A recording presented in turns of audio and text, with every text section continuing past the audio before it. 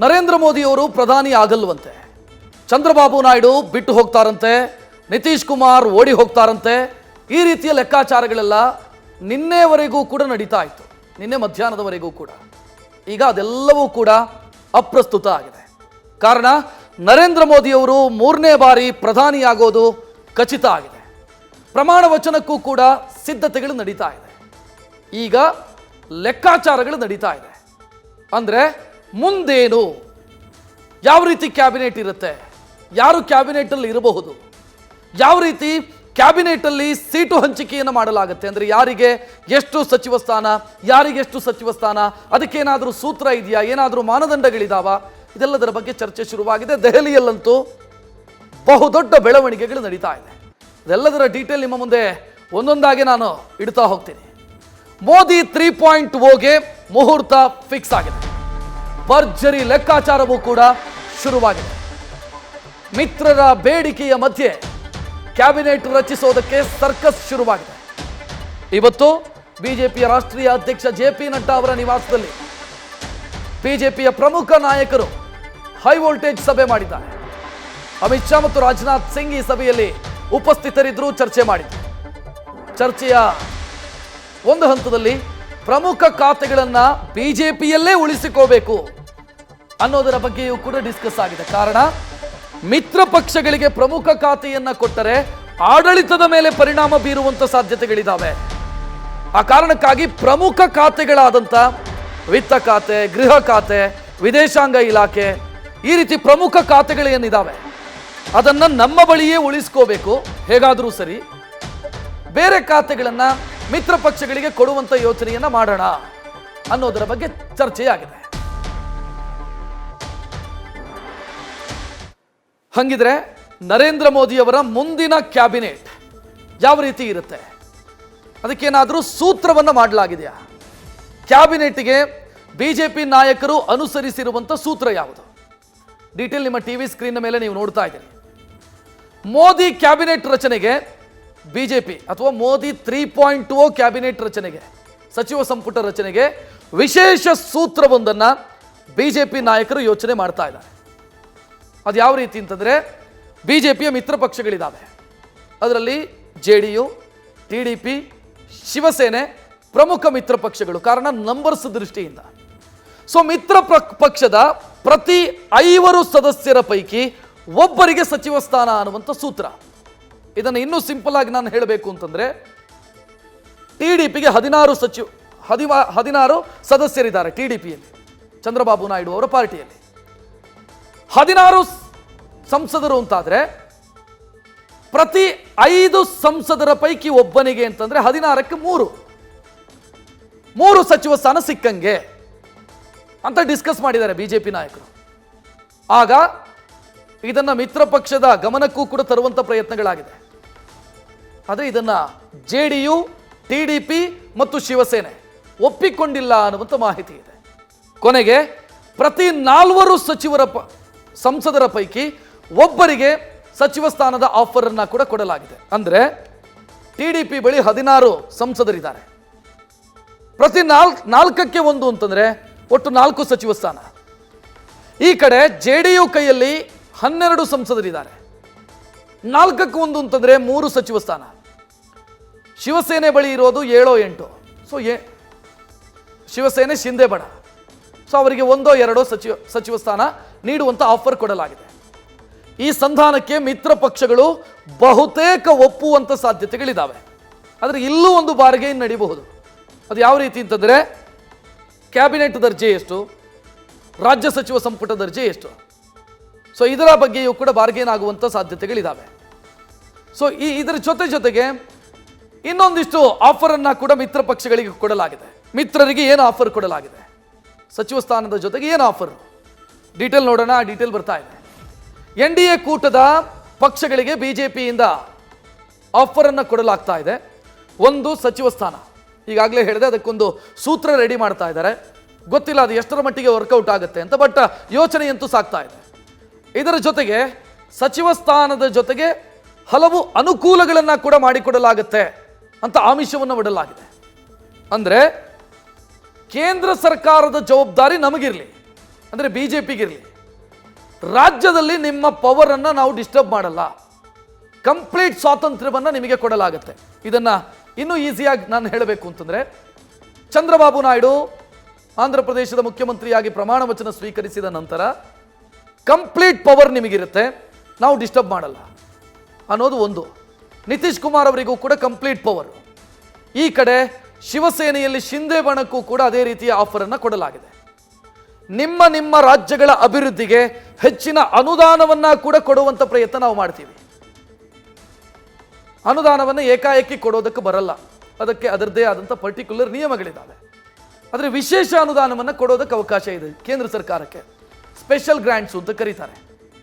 So ವಿಶೇಷ ಅನುದಾನದ ಮೂಲಕ ನಿಮ್ಮ ಆಡಳಿತಕ್ಕೆ ಹೆಚ್ಚು ಅನುಕೂಲ ಆಗುವಂಥ, ಆ ಮೂಲಕ ನಿಮ್ಮ ರಾಜ್ಯದ ಅಭಿವೃದ್ಧಿಗೆ ಬೇಕಾದಂಥ ಪೂರಕ ವಾತಾವರಣವನ್ನು ಸೃಷ್ಟಿಸೋದಕ್ಕೆ ನಿಮಗೆ ಅವಕಾಶವನ್ನು ಮಾಡಿಕೊಡ್ತೀವಿ ಅಂತಾನೂ ಕೂಡ ಆಫರ್ ಕೊಡಲಾಗ್ತಾ ಇದೆ. ಈ ಹಂತದಲ್ಲಿ ಮಿತ್ರ ಪಕ್ಷಗಳು ಇದನ್ನು ಒಪ್ಪಿಕೊಳ್ಳುವಂಥ ಸಾಧ್ಯತೆ ಇದೆ. ಕಾರಣ, ಚಂದ್ರಬಾಬು ನಾಯ್ಡು ಅವರಿಗೆ ಆಂಧ್ರ ಪ್ರದೇಶದಲ್ಲಿ ಕಳ್ಕೊಂಡಿರುವಂಥ ಸಾಮ್ರಾಜ್ಯವನ್ನು ಮರುಸ್ಥಾಪಿಸೋದಕ್ಕೆ ಸಿಕ್ಕಿರುವಂಥ ಅವಕಾಶ. ನಿತೀಶ್ ಕುಮಾರ್ ಅವರಿಗೂ ಕೂಡ ಅಲ್ಲಿ ಅವರು ಗಠಬಂಧನ್ನೆಲ್ಲ ಮಾಡಿಕೊಂಡು ಸರ್ಕಾರ ಅಥವಾ ಆಡಳಿತದ ವ್ಯವಸ್ಥೆ ಕುಸಿದು ಹೋಗುವಂಥ ಸ್ಥಿತಿ ನಿರ್ಮಾಣ ಆಗಿತ್ತು. ಸೊ ಅದನ್ನು ಸರಿ ಮಾಡಿಕೊಳ್ಬೇಕಾದಂಥ ಅಗತ್ಯ ಇದೆ. ಸೊ ಆ ಕಾರಣಕ್ಕಾಗಿ ಕೇಂದ್ರ ಸರ್ಕಾರ ಕೊಟ್ಟಿರುವಂಥ ಅಥವಾ BJP ಕೊಟ್ಟಿರುವಂಥ ಆಫರನ್ನು ಈ ಮಿತ್ರ ಪಕ್ಷಗಳು ಈ ಹಂತದಲ್ಲಿ ಒಪ್ಪಿಕೊಳ್ಳಬಹುದು. ಫ್ಯೂಚರ್ ಇದು ಗೊತ್ತಿಲ್ಲ. ಈ ಹಂತದಲ್ಲಿ ಒಪ್ಪಿಕೊಳ್ಳುವಂಥ ಸಾಧ್ಯತೆ ದಟ್ಟವಾಗಿದೆ ಅನ್ನೋದು ಗೊತ್ತಾಗ್ತಾ ಇದೆ. ಕಾರಣ ಅನಿವಾರ್ಯತೆ, ನಿತೀಶ್ ಕುಮಾರಿಗೂ ಅನಿವಾರ್ಯತೆ, ಈ ಕಡೆ ಚಂದ್ರಬಾಬು ನಾಯ್ಡು ಅವರಿಗೂ ಕೂಡ ಅನಿವಾರ್ಯತೆ. ಚಂದ್ರಬಾಬು ನಾಯ್ಡು ಅವರು ರಾಜಕೀಯವಾಗಿ ಬಹಳ ದೊಡ್ಡ ಹಿನ್ನಡೆಯನ್ನು ಅನುಭವಿಸಿ ಈಗ ಫಿನಿಕ್ಸ್ನಂತೆ ಎದ್ದು ಬಂದವರು. ಸೊ ಇಲ್ಲಿ ಕೇಂದ್ರದ ಸಹಕಾರದ ಬಹಳ ದೊಡ್ಡ ಅಗತ್ಯ ಇದೆ. ಕೇಂದ್ರ ಸರ್ಕಾರ ನಾನು ಹೇಳಿದ್ದಕ್ಕೆಲ್ಲ ನನಗೆ ಸ್ಪಂದಿಸುತ್ತೆ, ಪೂರಕವಾಗಿ ವರ್ತಿಸುತ್ತೆ ಅಂದ ಸಂದರ್ಭದಲ್ಲಿ ಚಂದ್ರಬಾಬು ನಾಯ್ಡು ಕೂಡ ಈ ಆಫರನ್ನು ಒಪ್ಪಿಕೊಳ್ಳುವಂಥ ಸಾಧ್ಯತೆ ಇದೆ ಅನ್ನೋದು ಈಗ ಗೊತ್ತಾಗ್ತಾ ಇರೋದು. ಸೊ ಎರಡು ರೀತಿಯ ಆಫರು, ಒಂದು ಕೇಂದ್ರ ಸಚಿವ ಸ್ಥಾನದ ಆಫರ್ ಒಂದು ಕಡೆಯಾದರೆ, ಮತ್ತೊಂದು ಕಡೆ ರಾಜ್ಯಗಳ ಅಭಿವೃದ್ಧಿಗೆ, ಅಂದರೆ ನಿಮ್ಮ ರಾಜ್ಯಗಳ ಅಭಿವೃದ್ಧಿಗೆ ನಾವು ಹೆಚ್ಚಿನ ಅನುದಾನವನ್ನು, ಹೆಚ್ಚಿನ ಅನುಕೂಲವನ್ನು ಕಲ್ಪಿಸ್ತೀವಿ ಅಂತ ಇಬ್ಬರಿಗೂ ಕೂಡ ಭರವಸೆಯನ್ನು ಕೊಡಲಾಗ್ತಾ ಇದೆ. ಸೊ ಅದೇ ಕಾರಣಕ್ಕಾಗಿ ಇಂಡಿಯಾ ಮೈತ್ರಿಕೂಟದ ಉಪ ಪ್ರಧಾನಿ ಅಥವಾ ಇನ್ನೇನೋ ಆಸೆ ಆಮಿಷಗಳು ಇದ್ಯಾವುದಕ್ಕೂ ಕೂಡ ಈ ಇಬ್ಬರು ಬಗ್ಗಿಲ್ಲ ಅನ್ನೋದು ಹೆಚ್ಚಿನ ಡೀಟೇಲ್ ನೀಡೋದಕ್ಕೆ ನಮ್ಮ ದೆಹಲಿ ಪ್ರತಿನಿಧಿ ಜಗದೀಶ್ ನೇರ ಸಂಪರ್ಕದಲ್ಲಿ. ಜಗದೀಶ್, ಈಗ ಮಿತ್ರ ಪಕ್ಷಗಳನ್ನು ಯಾವ ರೀತಿ ನಡೆಸ್ಕೊಳ್ತಾರೆ ಅನ್ನೋದರ ಮೇಲೆ ಈ ಸರ್ಕಾರದ ಭವಿಷ್ಯ ಅಡಗಿದೆ. ಸೊ ಮಿತ್ರ ಪಕ್ಷಗಳು ಹ್ಯಾಪಿ ಆಗಿದ್ದಷ್ಟು ಈ ಸರ್ಕಾರ ನಿರಾಳವಾಗಿರುತ್ತೆ. ಆ ಪ್ರಯತ್ನಗಳಾಗ್ತಾ ಇದೆಯಾ ಮತ್ತು ಆ ಹಾದಿಯಲ್ಲಿ ಇದೆಯಾ ಕೇಂದ್ರ ಸರ್ಕಾರ? ರಕ್ಷತ್ 100ಕ್ಕೆ 100ರಷ್ಟು ಸಹಿತ ಏನಂತಂದ್ರೆ ಅದು ಈಗ ಆಗುವಂತಹ ಸಂಭವ ಇರುವಂತದ್ದು. ಕಾರಣ ಏನು ಅಂತಂದ್ರೆ ಈಗಾಗಲೇ ಎರಡೂ ಪಕ್ಷಗಳು ಸಹಿತ, ಒಂದು TDP ಆಗಿರ್ಬೋದು, ಇನ್ನೊಂದು JDU ಆಗಿರ್ಬೋದು, ಎರಡೂ ಪಕ್ಷಗಳಿಗೂ ಸಹಿತ ಕೇಂದ್ರ ಸರ್ಕಾರ ತುಂಬಾ ಅನಿವಾರ್ಯವಾಗಿ ಉಳ್ಕೊಂಡಿರುವಂತದ್ದು. ಯಾಕಂದ್ರೆ ನಾವೆಲ್ಲರೂ ಸಹಿತ ಒಂದ್ ಆಂಗಲ್ ಅಲ್ಲಿ ನೋಡ್ತಿದೀವಿ, ಕೇಂದ್ರ ಸರ್ಕಾರಕ್ಕೆ ಏನಂದ್ರೆ ಬೆಂಬಲ ಬೇಕು ಅನ್ನುವಂಥದ್ದು ಸತ್ಯ. ಅದರ ಜೊತೆಗೆ ಅವರ ಬೇಡಿಕೆಗಳನ್ನ ಈಡೇರಿಸಿಕೊಳ್ಳೋದಕ್ಕೂ ಸಹಿತ ಏನಂದ್ರೆ ಈ ಒಂದು ಇಂಡಿಯಾ ಮೈತ್ರಿಕೂಟ ಬಹಳಷ್ಟು ಅನಿವಾರ್ಯದ ಪರಿಸ್ಥಿತಿಯಾಗಿ ಉಳ್ಕೊಂಡಿದೆ. ಕಾರಣ ಏನು ಅಂದ್ರೆ ಅವರು ಒಂದು ವೇಳೆ ಇಂಡಿಯಾ ಮೈತ್ರಿಕೂಟಕ್ಕೆ ಹೋದ್ರೆ ಅವರಿಗೆ ಇಷ್ಟು ಏನಂದ್ರೆ ಎಲ್ಲವೂ ಸಹಿತ ಸಿಗೋದಿಲ್ಲ. ಎಲ್ಲ ಅಂತಂದ್ರೆ ಯಾವ ರಾಜ್ಯಕ್ಕೆ ಬೇಕಾಗಿರ್ತಕ್ಕಂಥದ್ದಾಗಿರ್ಬೋದು, ಸಚಿವ ಸಂಪುಟದಲ್ಲಿ ಏನಂತಂದ್ರೆ ಹೆಚ್ಚಿನ ಏನಂದ್ರೆ ವಿಚಾರಗಳಾಗಿರ್ಬೋದು, ಮತ್ತು ಜೊತೆಗೆ ಅಲ್ಲಿ 20ಕ್ಕೂ ಹೆಚ್ಚು ಪಕ್ಷಗಳಾಗಿರೋದ್ರಿಂದ ಎಲ್ಲರೂ ಸಹಿತ ಹರಿದು ತಿನ್ನುವಂತಹ ಒಂದು ಲೆಕ್ಕಾಚಾರದಲ್ಲಿ ಏನಂತಂದ್ರೆ ಅಲ್ಲಿ ಏನಂದ್ರೆ ಭಾಸವಾಗ್ತಾ ಇದೆ. ಆದ್ರೆ ಬಿಜೆಪಿಯು ಸಹಿತ ಹಾಗಂತ ಸುಮ್ಮನೆ ಬಿಡ್ತಾ ಇಲ್ಲ. ಎಲ್ಲವೂ ಸಹಿತ ಅವರಿಗೆ ಬೇಕಾಗಿರ್ತಕ್ಕಂತಹ ಬಿಗ್ ಆಫರ್ಸ್ ಗಳನ್ನ ಕೊಡ್ತಾ ಇದೆ. ಫಾರ್ ಎಕ್ಸಾಂಪಲ್, ಹೇಗೆ ಈಗ ಜೆಡಿಯು ಪಕ್ಷ ಏನು ಕೇಳ್ತಾ ಇರುವಂತದ್ದು, ಒಂದು ಸಚಿವ ಸ್ಥಾನದ ಜೊತೆಗೆ ಬಿಹಾರಕ್ಕೆ ವಿಶೇಷವಾದಂತಹ ಸ್ಥಾನಮಾನವನ್ನ ಸಹಿತ ಕೇಳ್ತಾ ಇದೆ. ಮತ್ತೆ ಅದರ ಜೊತೆಗೆ ಹೆಚ್ಚಿನ ಅನುದಾನವನ್ನ ಕೇಳ್ತಾ ಇದೆ.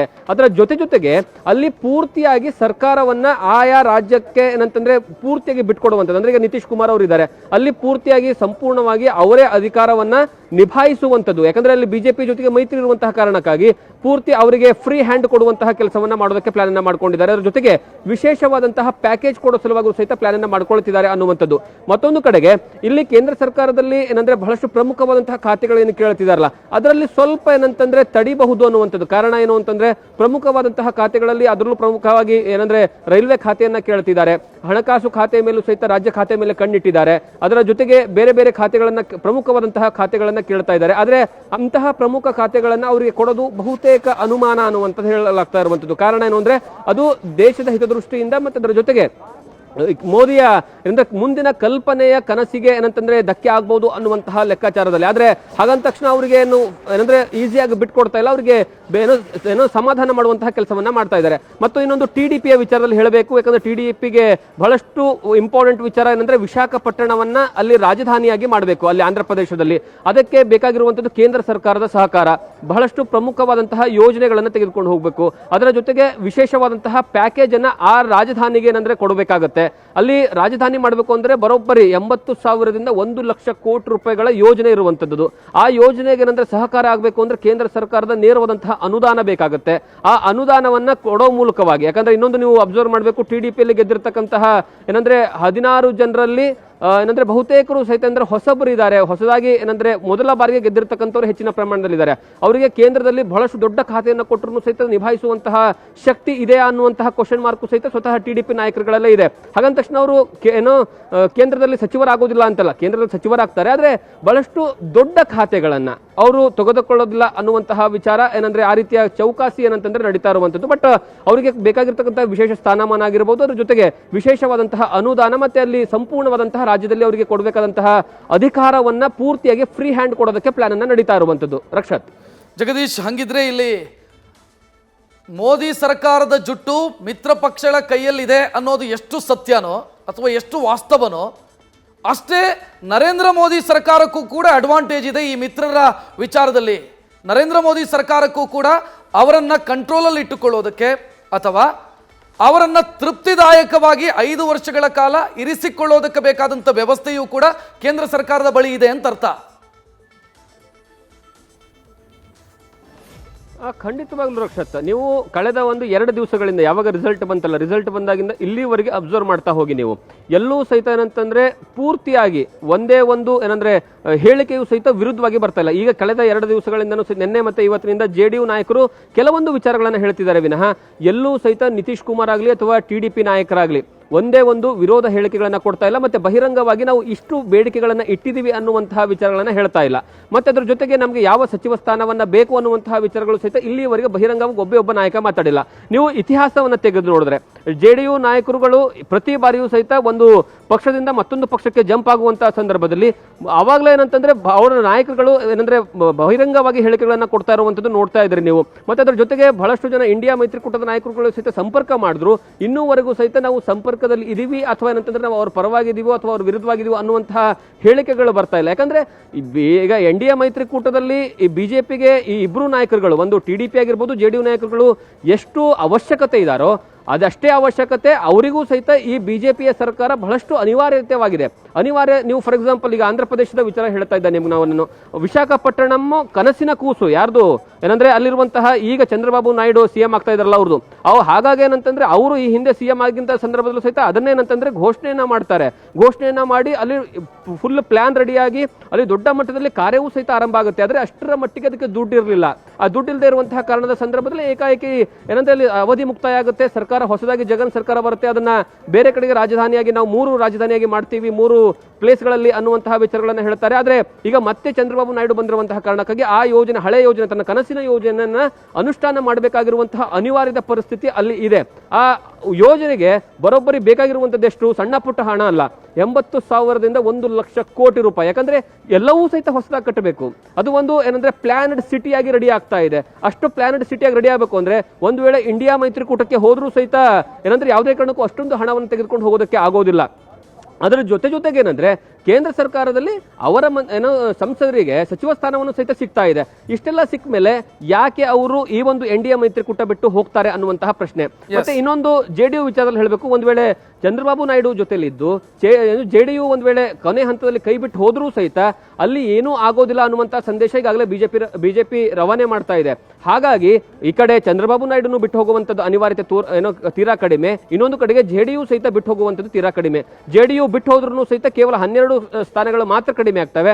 ಅದಾದ ಮೇಲೆ 280 ಏನಂದ್ರೆ ಲೋಕಸಭಾ ಕ್ಷೇತ್ರಗಳು ಇನ್ನೂವರೆಗೂ ಸಹಿತ NDA ಮೈತ್ರಿಕೂಟದ ಭಾಗವಾಗೇ ಇರ್ತವೆ. ಹಾಗಾಗಿ ಈ ಒಂದು ಲೆಕ್ಕಾಚಾರದಲ್ಲಿ ಈಗ ಏನಂದ್ರೆ ಬಹಳಷ್ಟು ರಾಜಕೀಯ ಲೆಕ್ಕಾಚಾರಗಳು ನಡೀತಾ ಇರುವಂತದ್ದು. ರಕ್ಷತ್, ಥ್ಯಾಂಕ್ ಯು ಜಗದೀಶ್ ಮಾಹಿತಿಗೆ. ಇದೆಲ್ಲದರ ಮಧ್ಯೆ ಇದು ರಾಜಕೀಯ ಆಯಿತು. ಪಾಲಿಸಿ ಮ್ಯಾಟರ್ಸು ಅಂತ ಬರುತ್ತೆ, ಒಂದು ಕೇಂದ್ರ ಸರ್ಕಾರದ ಪಾಲಿಸಿ ಮ್ಯಾಟರ್ಸು ಅಂದರೆ ಯಾವುದೋ ಒಂದು ಕಲ್ಪನೆ ಇರುತ್ತೆ ಕೇಂದ್ರ ಸರ್ಕಾರಕ್ಕೆ ಇದನ್ನು ಜಾರಿ ಮಾಡಬೇಕು ಅಂತ, ಅಥವಾ ಆಲ್ರೆಡಿ ಜಾರಿಯಾಗಿರುವಂಥ ಯಾವುದೋ ಒಂದು ಯೋಜನೆ ಇರುತ್ತೆ ಅದನ್ನು ಕಂಟಿನ್ಯೂ ಮಾಡಬೇಕು ಅಂತಿರುತ್ತೆ. ಆ ಕನಸಿಗೆ ಮಿತ್ರ ಪಕ್ಷಗಳು ಅಡ್ಡಿಯಾಗುವಂಥ ಸಾಧ್ಯತೆಗಳಿದ್ದಾವೆ. ಅದರಲ್ಲಿ ಪ್ರಮುಖವಾಗಿರೋದು ಅಗ್ನಿವೀರ್ ಯೋಜನೆ ಕೇಂದ್ರ ಸರ್ಕಾರದ ಕನಸಿನ ಕೂಸು. ಸೊ ಸದ್ಯ ಅಗ್ನಿವೀರ್ ಯೋಜನೆ ಅತಂತ್ರವಾಗುವಂಥ ಆತಂಕ ಇದೆ. ಬಿಜೆಪಿಯ ಮಹತ್ವಾಕಾಂಕ್ಷಿ ಯೋಜನೆಗೆ ಮಿತ್ರರು ಈಗ ಅಪಸ್ವರ ತೆಗೆದಿದ್ದಾರೆ. ಅಗ್ನಿವೀರನ್ನ ಮರುಪರಿಶೀಲನೆ ಮಾಡಿ ಅಂತ JDU ಕಡೆಯಿಂದ ಬೇಡಿಕೆ ಬಂದಿದೆ. ಅಗ್ನಿವೀರ್ ಕಾರಣದಿಂದ ಹರಿಯಾಣ, ಬಿಹಾರ, ಉತ್ತರ ಪ್ರದೇಶ ಇಲ್ಲಿ ನಮಗೆ ಹಿನ್ನಡೆಯಾಗಿದೆ ಅನ್ನೋದು ಅವರ ಪಾಯಿಂಟ್ ಆಫ್ ಆರ್ಗ್ಯುಮೆಂಟು. ಯುವ ಜನರು ನಮ್ಮಿಂದ ದೂರವಾಗಿದ್ದಾರೆ ಅನ್ನೋದು ವಾದ. ಅಗ್ನಿವೀರ್ ಯೋಜನೆಯ ಕಲ್ಪನೆ ನಿಮಗೆಲ್ಲರಿಗೂ ಕೂಡ ಗೊತ್ತೇ ಇದೆ. 4 ವರ್ಷ ಅಗ್ನಿವೀರರು ಭಾರತೀಯ ಸೇನೆಯಲ್ಲಿ ಕೆಲಸ ಮಾಡ್ತಾರೆ. ಅದರಲ್ಲಿ 25% ಜನ ನೇಮಕ ಆಗ್ತಾರೆ. ಉಳಿದವರು ವಾಪಸ್ಸು ತಮ್ಮ ತಮ್ಮ ಊರಿಗೆ ಮರಳುತ್ತಾರೆ. 11 ಲಕ್ಷ ರೂಪಾಯಿ, 11,70,000 ದುಡ್ಡಿನೊಂದಿಗೆ, ಹಣದೊಂದಿಗೆ ವಾಪಸ್ ಬರ್ತಾರೆ. ಬಟ್ ಈ ಯೋಜನೆಗೆ ವಿರೋಧ ಇದೆ. ಹರಿಯಾಣ, ಬಿಹಾರ, ಉತ್ತರ ಪ್ರದೇಶ ಇಲ್ಲಿ ದೊಡ್ಡ ಮಟ್ಟದ ವಿರೋಧ ಇದೆ. ಯುವ ಜನರ ಮುನಿಸು ಅಭ್ಯರ್ಥಿಗಳ ಸೋಲಿಗೆ ಕಾರಣ ಅಂತ JDU ಹೇಳ್ಕೊಳ್ತಾ ಇದೆ. ಆದರೆ ಇನ್ನೊಂದು ಬಿಜೆಪಿಯ ಬಹಳ ಕನಸಿನ ಯೋಚನೆ ಅದು ಯಾವುದು? UCC, ಯೂನಿಫಾರ್ಮ್ ಸಿವಿಲ್ ಕೋಡ್, ಸಮಾನ ನಾಗರಿಕ ನೀತಿ ಸಂಹಿತೆ. ಸೊ ಇದಕ್ಕೆ ಇಂಟ್ರೆಸ್ಟಿಂಗ್ಲಿ JDU ಸಹಮತ ವ್ಯಕ್ತಪಡಿಸಿದೆ. ನಮ್ದು ಬೆಂಬಲ ಇದೆ ಅದಕ್ಕೆ ಅಂತ. ಇಲ್ಲೊಂದು ಪ್ರಶ್ನೆ ಇತ್ತು, JDU ಮುಸ್ಲಿಂ ವೋಟ್ ಬ್ಯಾಂಕಿನ ಕಾರಣಕ್ಕಾಗಿ ಬೆಂಬಲಿಸಲಿಕ್ಕಿಲ್ಲ UCCಗೆ ಅಂತ. ಬಟ್ JDU ಇವತ್ತು ಹೇಳಿದೆ ಇಲ್ಲ, ನಮ್ದು ಸಹಮತ ಇದೆ, ಅಗ್ನಿವೀರ್ ಬಗ್ಗೆ ನಮಗೆ ಅಪಸ್ವರ ಇದೆ ಅಂತ. KC ತ್ಯಾಗಿ ಮಾತನಾಡಿದ್ದಾರೆ JDU ವಕ್ತಾರರು. ನೋಡೋಣ. अग्निवीर योजना को लेकर के मतदाताओं के हिस्से में नाराजगी रही है। हाँ। हमारी पार्टी चाहती है कि विस्तार से उन कमियों खामियों को दूर किया जाए, हाँ। जिसको लेकर के जनता ने सवाल उठाए। यूसीसी पर भी क्या यूनिफॉर्म सिविल कोड पर पार्टी के राष्ट्रीय अध्यक्ष होने के नाते विधि आयोग के अध्यक्ष श्री चौहान को मुख्यमंत्री चिट्ठी लिख चुके हैं। हम इसके विरुद्ध नहीं है, लेकिन जितने भी स्टेक होल्डर्स हैं, चाहे मुख्यमंत्री हो, चाहे डिफरेंट पॉलिटिकल पार्टीज हों या डिफरेंट सेक्ट्स हों, उनसे बातचीत करके इसका हल निकाला जाना चाहिए. ಮೋದಿಯವರು ಪ್ರಮಾಣ ವಚನ ಸ್ವೀಕರಿಸುವುದು ಖಚಿತವಾಗ್ತಾ ಇದ್ದಂತೆ ರಾಜ್ಯದಲ್ಲೂ ಕೂಡ ಒಂದಿಷ್ಟು ನಿರೀಕ್ಷೆಗಳು ಸೃಷ್ಟಿಯಾಗ್ತಾ ಇದೆ. ಮೋದಿ ಪ್ರಮಾಣ ವಚನಕ್ಕೆ ಕೌಂಟ್ ಡೌನ್ ಶುರುವಾಗಿದೆ. ರಾಜ್ಯದಲ್ಲಿ ನಿರೀಕ್ಷೆ ಸೃಷ್ಟಿಯಾಗ್ತಾ ಇದೆ. ನರೇಂದ್ರ ಮೋದಿಯವರ ಟೀಮ್ ಸೇರೋದಕ್ಕೆ ಹಲವು ಸಂಸದರು ಲೆಕ್ಕಾಚಾರವನ್ನು ಹಾಕೊಂಡಿದ್ದಾರೆ. ಅದಕ್ಕೆ ಅದರದೇ ಆದಂಥ ಕಾರಣಗಳು ಕೂಡ ಇದ್ದಾವೆ, ಮಾನದಂಡಗಳು ಕೂಡ ಇದ್ದಾವೆ. ರಾಜ್ಯಕ್ಕೆ ಎಷ್ಟು ಸಚಿವ ಸ್ಥಾನ ಅನ್ನೋದರ ಬಗ್ಗೆ ಸದ್ಯ ಲೆಕ್ಕಾಚಾರ ನಡೀತಾ ಇದೆ. ಎಷ್ಟು ಸಿಗಬಹುದು? ಬಂಪರ್ ಬಹುಮಾನ ಸಿಗುತ್ತಾ? ಸಮಾಧಾನಕರ ಬಹುಮಾನನ ಗೊತ್ತಿಲ್ಲ. ಒಟ್ಟು 19 ಸಂಸದರನ್ನ NDA ಮೈತ್ರಿಕೂಟ ಹೊಂದಿದೆ. ಅದರಲ್ಲಿ ಎಷ್ಟು ಜನ ಮಂತ್ರಿ ಆಗ್ತಾರೆ ಅನ್ನೋದು ಸದ್ಯಕ್ಕಿರುವಂಥ ಪ್ರಶ್ನೆ. ಆಕಾಂಕ್ಷಿಗಳು ಎಲ್ಲರೂ ಆಕಾಂಕ್ಷಿಗಳೇ. ಯಾರಾದರೂ ಮಂತ್ರಿ ಸ್ಥಾನ ಕೊಟ್ಟರೆ ಬೇಡ ಅಂತಾರ? ಎಲ್ಲರೂ ನಿರೀಕ್ಷೆಯಲ್ಲಿದ್ದಾರೆ. ಬಟ್ ಅದರಲ್ಲಿ ಹಿರಿತನ, ಜಾತಿ, ಪ್ರದೇಶವಾರು ಇದೆಲ್ಲವೂ ಕೂಡ ಕೌಂಟ್ ಆಗುತ್ತೆ ಅನ್ನೋದ್ರಿಂದ ಸೊ ಯಾರಿಗೆ ಅವಕಾಶ ಸಿಗುತ್ತೆ ಅನ್ನೋದು ಸದ್ಯಕ್ಕಿರುವಂಥ ಪ್ರಶ್ನೆ. ಒಂದು, ಆಕಾಂಕ್ಷಿಗಳು ಯಾರು ಮತ್ತು ಅದಕ್ಕೆ ಕಾರಣ ಏನು ಅನ್ನೋದನ್ನು ಒಮ್ಮೆ ನೋಡ್ಬಿಡೋಣ ನಾವು. ಮೊದಲನೇದಾಗಿ ಆಕಾಂಕ್ಷಿ HD ಕುಮಾರಸ್ವಾಮಿ ಅವರು. ಮತ್ತು ಅವರು ಕೇಳಿದ್ರು ಕೇಳದೇ ಇದ್ರೂ ಕೂಡ ಸಚಿವ ಸ್ಥಾನ ಕೊಡಲೇಬೇಕಾಗಿರೋದು ಬಿಜೆಪಿಗೆ ಅನಿವಾರ್ಯ. ಬಿಕಾಸ್ ಮೈತ್ರಿ ಧರ್ಮದ ಪಾಲನೆ, ಮೈತ್ರಿ ಧರ್ಮವನ್ನು ಪಾಲನೆ ಮಾಡಲೇಬೇಕಾದಂಥ ಸ್ಥಿತಿ ಇದೆ. ನೆಕ್ಸ್ಟು ಪ್ರಹ್ಲಾದ್ ಜೋಶಿ. ಮಾನದಂಡ ಏನು ಅವ್ರದ್ದು? ಹಿರಿತನ ಮತ್ತು ಅನುಭವ.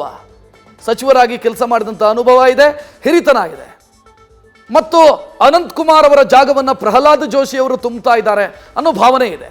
ಆ ಕಾರಣಕ್ಕಾಗಿ ಪ್ರಹ್ಲಾದ್ ಜೋಶಿ ಅವರನ್ನ ಮಂತ್ರಿಯನ್ನಾಗಿ ಮಾಡಲ್ಲ ಅಂತ ಬಿಜೆಪಿ ಯೋಚನೆ ಮಾಡುವಂಥ ಸಾಧ್ಯತೆ ಕಡಿಮೆ. ಇದನ್ನು ಬಿಟ್ಟರೆ PC ಗದ್ದಿಗೌಡರ್ ನಿರಂತರವಾಗಿ ಗೆಲ್ತಾ ಇದ್ದಾರೆ 5ನೇ ಬಾರಿ. ಹಿರಿತನ ಒಂದು, ಲಿಂಗಾಯತ ಸಮುದಾಯಕ್ಕೆ ಸೇರಿದವರು, ಇದು 2 ಅವರ ಮಾನದಂಡ. ಇದನ್ನು ಬಿಟ್ಟರೆ ಬಸವರಾಜ ಬೊಮ್ಮಾಯಿ. ಇಲ್ಲಿ ಒಂದು ನಾನು ಕ್ಲಿಯರ್ ಮಾಡಿಬಿಡಬೇಕು. ರಾಜ್ಯಕ್ಕೆ ಒಂದು ವೇಳೆ ಒಂದು ಕ್ಯಾಬಿನೆಟ್ ದರ್ಜೆ, 1-2 ರಾಜ್ಯ ದರ್ಜೆಯ ಸಚಿವ ಸ್ಥಾನ ಸಿಕ್ಕರೆ ಆಗ ಬಸವರಾಜ ಬೊಮ್ಮಾಯಿ ಅವರು ಅದರಲ್ಲಿ ಸೇರುವಂಥ ಸಾಧ್ಯತೆ ಕಡಿಮೆ. ಬಿಕಾಸ್ ಕ್ಯಾಬಿನೆಟ್ ದರ್ಜೆ ಕುಮಾರಸ್ವಾಮಿ ಅವರಿಗೆ ಸಿಕ್ತು ಅಂತ ಅನ್ಕೊಳ್ಳೋಣ. ರಾಜ್ಯ ದರ್ಜೆಯ ಸಚಿವರಾಗಿ ಬಸವರಾಜ ಬೊಮ್ಮಾಯಿ ಅವರು ಕೆಲಸ ಮಾಡೋದಕ್ಕಾಗಲ್ಲ. ಕಾರಣ ಏನು ಅಂತಂದರೆ ಸೀನಿಯಾರಿಟಿ. ಯಾರೋ ಒಬ್ಬ ಸಚಿವರು ಇರ್ತಾರೆ, ಅವರ ಅಂಡರಲ್ಲಿ ಬಸವರಾಜ ಬೊಮ್ಮಾಯಿ ಅವರು ಕೆಲಸ ಮಾಡೋದಕ್ಕೂ ಬರಲ್ಲ. ಕೊಟ್ಟರೆ ಇವರಿಗೂ ಕ್ಯಾಬಿನೆಟ್ ದರ್ಜೆ ಕೊಡಬೇಕು. ಕೊಡೋದಕ್ಕಾಗತ್ತಾ ಗೊತ್ತಿಲ್ಲ, ಬಟ್ ನಿರೀಕ್ಷೆ ಇದೆ. ಬಸವರಾಜ ಬೊಮ್ಮಾಯಿ ಅವರು ಮಾಜಿ ಸಿಎಂ, ಇದೇ ರೀತಿ ಮತ್ತೊಬ್ಬರು ಮಾಜಿ ಸಿಎಂ ಜಗದೀಶ್ ಶೆಟ್ಟರ್ ಅವರು ಕೂಡ ನಿರೀಕ್ಷೆಯಲ್ಲಿದ್ದಾರೆ ಸಚಿವರಾಗ್ತೀನಿ ಅಂತ. ಕಾರಣ ಸದಾನಂದ ಗೌಡರನ್ನ ಕೇಂದ್ರದ ಮಂತ್ರಿಯನ್ನಾಗಿ ಮಾಡಲಾಗಿತ್ತು. ಮಾಜಿ ಮುಖ್ಯಮಂತ್ರಿ ಕೋಟಾದ ಅಡಿಯಲ್ಲಿ ಸದಾನಂದ ಗೌಡರು ಹಿಂದೆ ಮಂತ್ರಿಯಾಗಿದ್ದಾರೆ. ಜಗದೀಶ್ ಶೆಟ್ಟರ್ ಅದೇ ನಿರೀಕ್ಷೆಯಲ್ಲಿದ್ದಾರೆ. ಇದನ್ನು ಬಿಟ್ಟರೆ ಗೋವಿಂದ ಕಾರಜೋಳ, ಕಾರಣ ಏನು? ಪರಿಶಿಷ್ಟ ಜಾತಿಗೆ ಒಂದು ಅವಕಾಶವನ್ನು ಮಾಡಿಕೊಡಲೇಬೇಕಾಗತ್ತೆ. ಯಾರಿದ್ದಾರೆ ಪರಿಶಿಷ್ಟ ಜಾತಿಯಲ್ಲಿ ಸೀನಿಯರ್ ಮೋಸ್ಟು ಇದ್ದಾರೆ, ಅವರು ಈಗಾಗಲೇ ಮಂತ್ರಿ ಆಗಿದ್ದಾರೆ. ಅವರ ಹೆಸರು ರಮೇಶ್ ಜಿಗಜಿಣಗಿ, ಅವರು ಮಂತ್ರಿ ಆದರೂ ಅವಕಾಶ ಸಿಕ್ಕಿದೆ. ಗೋವಿಂದ ಕಾರಜೋಳ ಒಬ್ಬರು ಇದ್ದಾರೆ ಪರಿಶಿಷ್ಟ ಜಾತಿಯಿಂದ ನಿರೀಕ್ಷೆಯಲ್ಲಿ. ಸೊ ಏನು ಮಾಡುತ್ತೆ ಬಿಜೆಪಿ ಹೈಕಮಾಂಡ್ ಗೊತ್ತಿಲ್ಲ. PC ಮೋಹನ್ 4 ಬಾರಿ ನಿರಂತರವಾಗಿ ಗೆದ್ದಿದ್ದಾರೆ. ಹಿಂದುಳಿದ ವರ್ಗಕ್ಕೊಂದು ಅವಕಾಶ ಕೊಡಬೇಕು ಅಂತಾದರೆ PC ಮೋಹನ್ ಬಿಟ್ಟರೆ ಮತ್ತಾರು? ಸೊ ಈ ಪ್ರಶ್ನೆ ಬಂದೇ ಬರುತ್ತೆ. ಇಲ್ಲ, Kota Srinivas Poojari first time MP ಆಗಿದ್ರು ಕೂಡ ಪಾರ್ಟಿಯಲ್ಲಿ ಸೀನಿಯರು. ಸೊ ಮಾನದಂಡ ಮತ್ತದೇ ಹಿಂದುಳಿದ ವರ್ಗ, ಬಿಲ್ಲವ ಸಮುದಾಯಕ್ಕೆ ಸೇರಿದವರು, ಕರಾವಳಿ ಕೋಟಾ, ಇದೆಲ್ಲವೂ ಕೂಡ ಕನ್ಸಿಡರ್ ಆಗಬಹುದು. ಕರಾವಳಿ ಕೋಟಾ ಒಂದು, ಬಿಲ್ಲವ ಸಮುದಾಯ, ಹಿಂದುಳಿದ ವರ್ಗ, ಇದೆಲ್ಲವೂ ಕೂಡ ಕನ್ಸಿಡರ್ ಆಗಬಹುದು. ಇದನ್ನು ಬಿಟ್ಟರೆ ವಿ ಸೋಮಣ್ಣ ಮಾನದಂಡ ಹಿರಿತನ ಮತ್ತು ಲಿಂಗಾಯತ ಸಮುದಾಯ. ವಿ ಸೋಮಣ್ಣ ಕೂಡ ಹಿರಿಯರು, ಲಿಂಗಾಯತ ಸಮುದಾಯಕ್ಕೆ ಸೇರಿದವರು. BY ರಾಘವೇಂದ್ರ ಒಂದು ಸ್ಪೆಷಲ್ ಕೋಟಾ ಅವರಿಗೆ, ಕ್ರಿಯಾಶೀಲತೆ ಅಂತ ಏನಾದರೂ ಯೋಚನೆ ಮಾಡಿದರೆ ರಾಜ್ಯದ ಕೆಲವು ಕ್ರಿಯಾಶೀಲ ಸಂಸದರ ಪೈಕಿ ಲಾಸ್ಟ್ ನಾನು 19ರ ಡೀಟೇಲ್ ಹೇಳ್ತಾ ಇರೋದು. BY ರಾಘವೇಂದ್ರ ಕೂಡ ಒಬ್ಬರಾಗಿದ್ದರು. ತಂದೆಯ ವರ್ಚಸ್ಸಿನ ಆಚೆಗೂ ಕೂಡ BY ರಾಘವೇಂದ್ರ ಒಂದು ವರ್ಚಸ್ಸನ್ನು ಸಂಪಾದಿಸಿದ್ದಾರೆ ಶಿವಮೊಗ್ಗದಲ್ಲಿ. ಸೊ ಆ ಕಾರಣಕ್ಕಾಗಿ ಕ್ರಿಯಾಶೀಲರನ್ನ ನಾವು ಸಚಿವರನ್ನಾಗಿ ಮಾಡ್ತೀವಿ ಅಂತ ಮೋದಿ ಸರ್ಕಾರ ಏನಾದರೂ ಯೋಚನೆ ಮಾಡಿದರೆ BY ರಾಘವೇಂದ್ರ ಅವರಿಗೆ ಅವಕಾಶ ತೆರೆದುಕೊಳ್ಳಬಹುದು. ಒಟ್ಟಲ್ಲಿ 10 ಜನ ಇದ್ದಾರೆ, 2-3 ಸಚಿವ ಸ್ಥಾನ ಸಿಗಬಹುದು, ಅದರಲ್ಲೊಂದು ರಾಜ್ಯ ಸಚಿವ ಸಂಪುಟ ದರ್ಜೆಯ ಖಾತೆ ಸಿಗಬಹುದು. ಸೊ ಗೊತ್ತಿಲ್ಲ ಯಾವ ರೀತಿ ಮ್ಯಾನೇಜ್ ಮಾಡ್ತಾರೆ ಅಂತ. ಇದು ಈವರೆಗಿನ ಪ್ರಮುಖ ಸುದ್ದಿ. ಕ್ಷಣದ ಮಾಹಿತಿಗಾಗಿ ನೋಡ್ತಾ ಇರಿ ನ್ಯೂಸ್ ಫಸ್ಟ್, ನಿರ್ಭೀತಿಯಿಂದ ನಿಮ್ಮ ಪರವಾಗಿ.